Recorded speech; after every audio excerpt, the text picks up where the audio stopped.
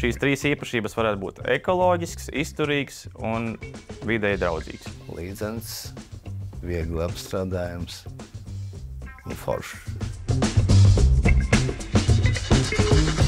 Bērres sablāksni nevajadzētu mēģināt ēst.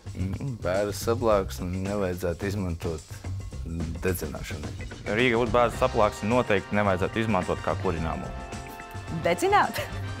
Man grūti teikt. Dedzināt droši vien nevajadzētu.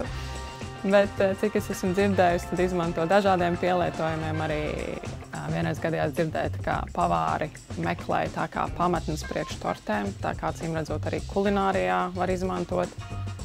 Vienīgais, kas man nāk prātā, nevajadzētu slīcināt, dedzināt un dedzināt. Bērzam ir foršas fizikāli-mehāniskās īpašības, un viņu laikam ir viegli nolobīt.